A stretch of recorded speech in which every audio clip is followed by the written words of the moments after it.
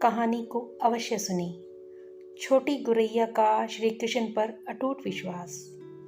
कुरुक्षेत्र के युद्ध क्षेत्र को विशाल सेनाओं के आवागमन की सुविधा के लिए तैयार किया जा रहा था। उन्होंने हाथियों का इस्तेमाल पेड़ों को उखाड़ने और जमीन साफ करने के लिए किया। ऐसे ही एक पेड़ पर एक गुरैया अपने 4 बच्चों के साथ रहती थी। जब इस पेड़ को उखाड़ा जा रहा था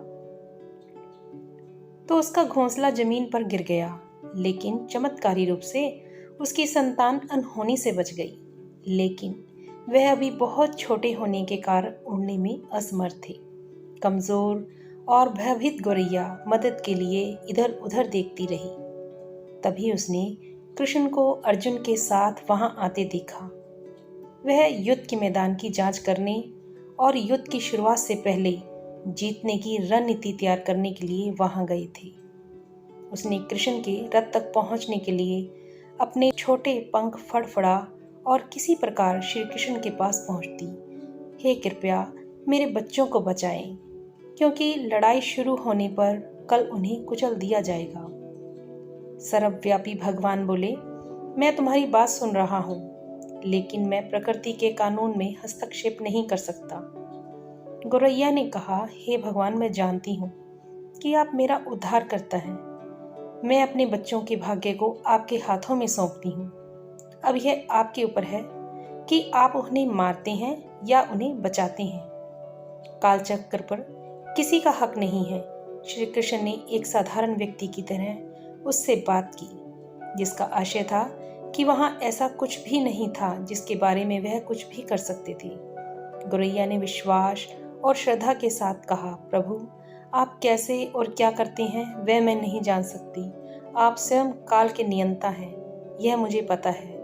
मेरी सारी स्थिति एवं परिस्थिति एवं स्वयं को परिवार सहित आपको समर्पण करती हूँ। भगवान बोले, अपने घोंसले में 3 सप्ताह के लिए भोजन का संग्रह करो। और गोरैया और श्री कृष्ण के संवाद से अनभिज्ञ अर्जुन गोरैया को दूर भगाने की कोशिश करते हैं।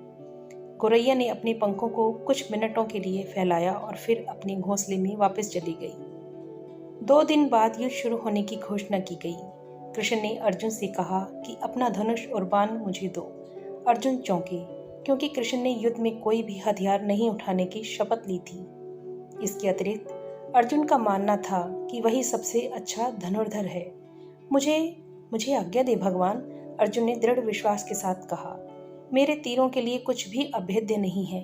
चुपचाप अर्जुन से धनुष लेकर कृष्ण ने एक हाथी को निशाना बनाया, लेकिन हाथी को मारकर नीचे गिराने की बजाय तीर हाथी के गले की घंटी में जा टकराया और एक चिंगारी सी उड़ गई। और यह देखकर अर्जुन अपनी हंसी नहीं रोक पाए कि कृष्ण एक आसान सा निशाना चूक गए। क्या मैं प्रयास करूं? उसने स्वयं को प्रस्तुत किया। उसकी प्रतिक्रिया को नजरअंदाज करते हुए कृष्ण ने उन्हें धनुष वापस करा और कहा कि कोई और कार्यवाही आवश्यक नहीं है। लेकिन केशव, तुमने हाथी को क्यों तीर मारा? अर्जुन ने पूछा। क्योंकि इस हाथी ने उस गोरैया के आश्रय और उसके घोंसले को जो किया एक पेड़ पर था उसको गिरा दिया था। कौन सी गोरैया? अर्जुन ने पूछा।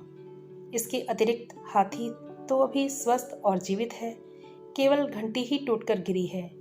अर्जुन के सवालों को खारिज करते हुए कृष्ण ने उसे शंख फूटने का निर्देश दिया। युद्ध शुरू हुआ। अगले 18 दिनों में कई जानें चली गई। अंत में पांडवों की जीत हुई। एक बार फिर कृष्ण अर्जुन को अपने साथ सुदूर क्षेत्र में भ्रमण के लिए ले गई। कोई शव अभी भी वहां है जहां उनके अंतिम संस्कार का इंतजार कर रहे हैं। जंग का मैदान गंभीर अंगों और सीढ़ियों और हाथियों में अटा पड़ा था।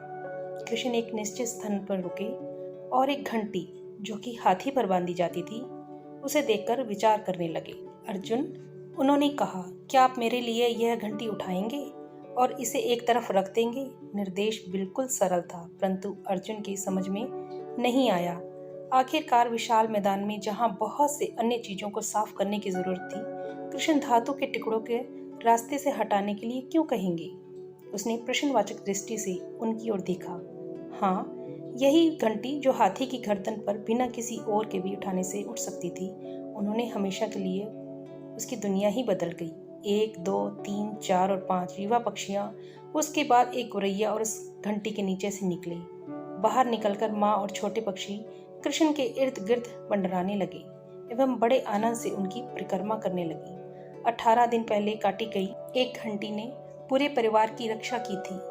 मुझे क्षमा करें हे कृष्ण, अर्जुन ने कहा। आपको मानव शरीर में देखकर और सामान्य मनुष्यों की तरह व्यवहार करते हुए मैं भूल गया था कि आप वास्तव में कौन हैं।